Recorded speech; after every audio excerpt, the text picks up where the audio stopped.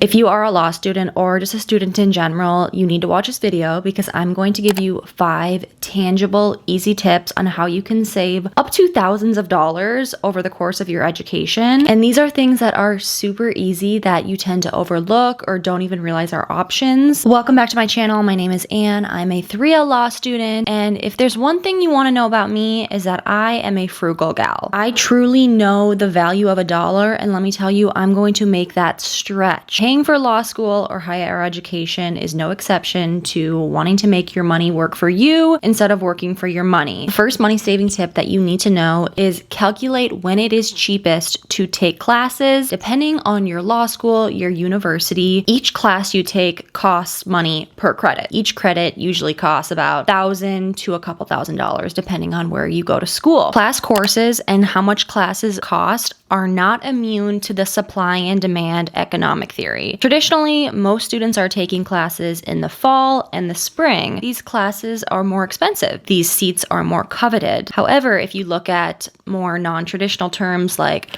a Maymester, a summer term, or a J term, typically less students are running to want to sign up for those classes because they either want a break, they're doing internships. Taking classes over the summer is not a priority. Therefore, the cost of these credits typically, not always, is a lot cheaper. At my law school, each credit is about $1,500 before any scholarships or whatnot. Over the summer, each credit is significantly cheaper. It is a difference of a few $100s per credit. So if I were to take a class in the fall, a 3-credit class, each credit is $1,500. One 3-credit class would cost me about $4,500. If I took that same 3-credit course in the summer, maybe each credit is only $1,100. So you're paying $3,300 for that class opposed to $4,500. This is the difference of over $1,000. $1,000 when you're accruing tens of $1,000 of student loans might not seem a lot, but over the course of your life, that $1,000 could compound to over $10,000 of interest. I highly recommend you to meet with your financial aid officer to really break down when is it most economically feasible for me to be taking my courses. In my undergrad experience, any credits over 11 were free. So in that case, it was definitely the most economically feasible to take as many as humanly possible. I know some people would take like 21 credits a semester. The next money tip might seem obvious, but it is to apply for scholarships. I'm talking scholarships outside of the one that your specific school offers. Get as much money from your actual school as possible, but so many third-party companies offer scholarships. I know it's so annoying when you get an email being like, apply for this $1,000 scholarship. All you have to do is write an essay, make a 20-minute video, and there's all these deliverables. Obviously, balance what is feasible. If applying for a $1,000 scholarship is going to take you 5 hours, maybe that's not the best use of your time. But so many scholarships nowadays, 300-word essay. Some don't even need essays, and it's just like upload your resume, give us a personal statement. When you get those spam emails from law firms or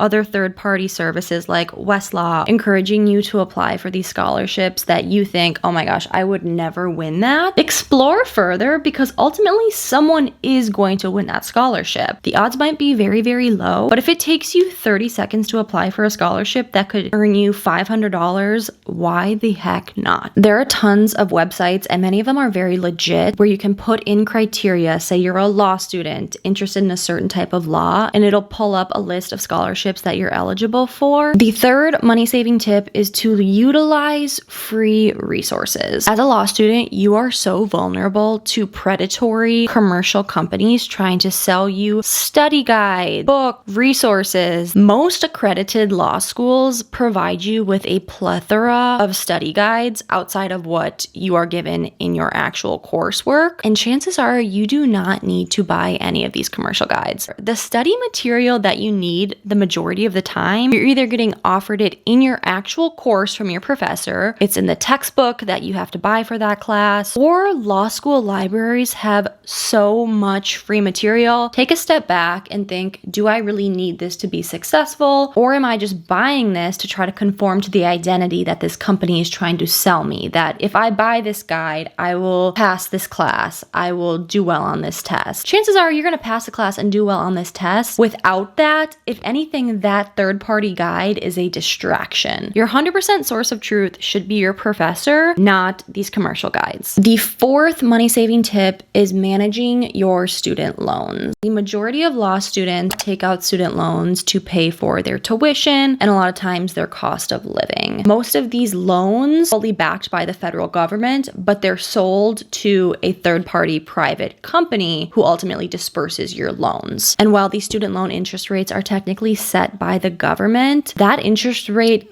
still can be astronomically high. I've had student loans that were up to like a 10% interest rate, which is considered a high interest loan. When you're in law school, you do not have a substantial income coming in. So you're accruing all these student loans. And side note, I think it's despicable that you accrue interest while you are in school. There needs to be legislation against that. Setting students up to fail. The second they graduate, they've already accrued $10,000, $20,000, $30,000 in interest. What is that about? Back to regularly programmed activity. But even before you technically have to start paying off these loans, it is maybe something worth considering in developing a game plan or a strategy on how you're going to tackle them. I think it's called the snowball method. It's Dave Ramsey's, where you pay the smallest principal first, and then you work your way up to paying the highest balance. There's also the avalanche, where you pay the highest interest loan, you pay that down, and then ultimately pay down the lowest interest loan. But ultimately, the avalanche mode is going to save you most in the long run because you're paying down that high interest loan. My strategy is the latter, the avalanche. I want to get rid of all these high interest loans because they cause me so much stress, and I just don't want debt, even if it's quote unquote good debt, looming over me. Start developing a strategy for your payback before you even have to start paying that back. Maybe you are throwing 10, 20, 30, 100 a month onto those student loans, even though you technically don't have to try to get ahead of that interest. I have a set amount that I pay on my high interest loans every single month because I want those gone as soon as humanly possible. Let's say I have a 9% high interest loan. The stock market tends to bring back on average a 10% return. So objectively, it would be better to put any discretionary income into the stock market because I'm going to see a higher return. However, for me, ultimately, I just want to achieve financial freedom and financial bliss in that I don't have debt. So sure, maybe it would be smarter and I'd get a greater return by putting that money into the stock market, but it's not going to be much. Like, what happened? Trump is ousting Michael Walt. And so it begins. And the last tip for this video is to look at your living expenses. A lot of times people take out student loans to pay for housing, books, groceries, anything you need to literally live outside of law school. And sometimes you just gotta do what you gotta do. I worked during law school because I wanted to take out as few student loans as humanly possible. By working, could pay my mortgage, I could pay for my groceries out of pocket instead of taking out loans. Obviously, this is not feasible for some people. There's nothing inherently bad or wrong about it. Everyone's journey is so different. I think it's irresponsible to give blanket advice. I have talked to so many lawyers, like seasoned lawyers who are working corporate law. They're in their 40s, 50s, and they're still paying down their student loans. Something that I constantly hear is that they wish they hadn't taken out so many loans. What does this look like in practice? Maybe it does mean picking up a part-time job or a side hustle. You can pay for your groceries out of pocket and you don't have to take out loans. Adjusting your lifestyle. Everyone's situation is so different. If you have kids, you don't have time to work full-time and go to school, and you need to pay for daycare, you don't have a choice but to take out student loans and cost of living. Cost of living loans are not immune to high interest rates. When you're taking those out, know that you're going to have to pay those back. And if there are ways to mitigate and reduce the amount of cost of living loans you're taking out, I think it is in your best interest to explore those options. Cost of living loans could ultimately add $100,000 plus to the amount of law school loans you are taking out. If you agree, disagree with any of these tips, please comment them down below. This is just what I'm doing. I am not the end all be all poster child of